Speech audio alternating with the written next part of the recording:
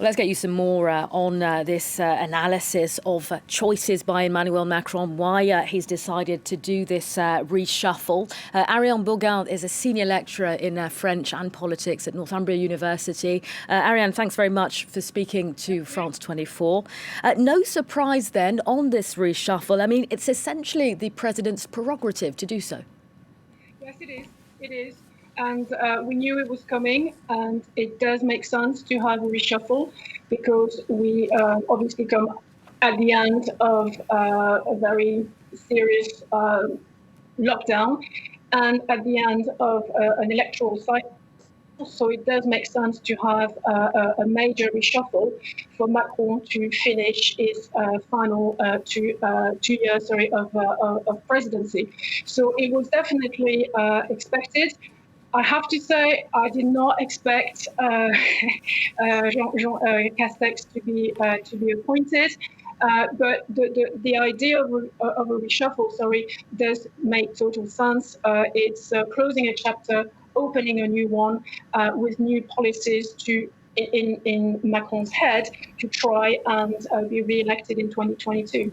I mean, Ariane, I'll just pick you up on that. What is it that's unexpected for you in Castex's profile? I mean, why were you personally surprised about this announcement? Well, I think it was a bit underwhelming because he's replacing a right-wing prime minister by another right-wing person, because he's not well known. There's no psychological shock. You know, Castex doesn't incarnate anything specific. He's not the symbol of anything. It would have been different if we had, for example, a woman prime minister or a prime minister coming from the Green background. So it felt, underwhelming.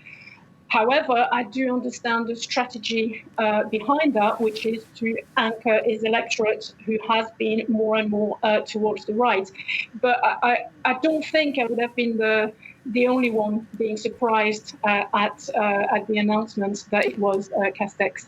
I mean, we spoke with our correspondent Nadi there about this real need for Emmanuel Macron to reinvent or, reboost his cabinet. Of course, there was that dismal showing for La République En Marche during the local elections, but it wasn't just that, was it? I mean, there's essentially more at play here. Well, yes. I mean, the local election was really, really bad for Macron, but we knew it was going to happen.